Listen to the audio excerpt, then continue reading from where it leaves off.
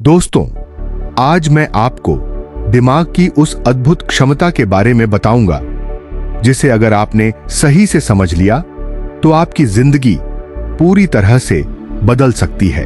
हम अक्सर बाहर की दुनिया में ताकत ढूंढते हैं, लेकिन असली शक्ति तो एक एकाग्र मन और सच्ची भक्ति में ही है। तो चलिए इस बात को एक बहुत ही गहरी कहानी से समझते हैं। एक बार एक बेहद निराश और परेशान व्यक्ति एक ज्ञानी संत के पास पहुंचा। वह व्यक्ति बोला, महाराज, मैं जीवन में बहुत कुछ पाना चाहता हूं, मेहनत भी करता हूं, लेकिन मेरा दिमाग कभी एक जगह नहीं टिकता। हर वक्त हजारों विचार चलते रहते हैं और मैं हमेशा असफल हो जाता हूं। मैं क्या करूं? संत ने उसकी बात बहुत ध्यान से सुनी।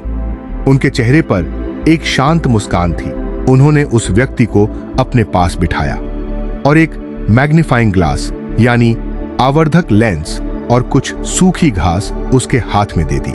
संत ने कहा, बेटा, जरा इस लेंस से सूरज की रोशनी को इस सूखी घास पर डालो। उस व्यक्ति ने वैसा ही किया। सूरज की किरणें लेंस से होकर गुजरीं और एक छोटी सी चमकदार बिंदु के रूप में घास पर आने लगी।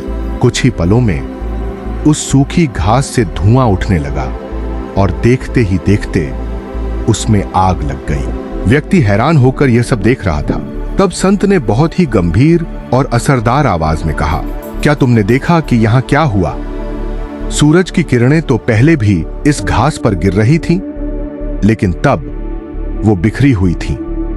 उनमें कोई आग नहीं थी, लेकिन जैसे ही इस लेंस ने उन सभी किरणों को एक ही बिंदु पर केंद्रित किया तो उनमें चीजों को जला देने वाली ताकत आ गई। संत ने उस व्यक्ति की आंखों में देखते हुए कहा, इंसान का दिमाग भी बिल्कुल इसी सूरज की रोशनी की तरह है। जब तक तुम्हारे विचार, तुम्हारी ऊर्जा हजार दिशाओं में बिखरी रहेगी, तुम खुद को कमजोर ही महसूस करोगे। लेकिन जिस दिन तुमने सच्ची भक्ति और ध्यान के जरिए अपने दिमाग को किसी एक लक्ष्य पर केंद्रित कर लिया, तो तुम्हारे भीतर एक ऐसी प्रचंड शक्ति पैदा होगी कि दुनिया की कोई भी रुकावट तुम्हें आगे बढ़ने से नहीं रोक पाएगी। व्यक्ति की आंखें खुल चुकी थीं। उसे समझ आ गया था कि मन को भटकने देना हमारी सबसे बड़ी कमजोरी है और उसे एक जगह टिका लेना दुनिया की सबसे बड़ी ताकत। इसलिए दोस्तों, अपने दिमाग की ऊर्जा को बिखरने मत दीजिए।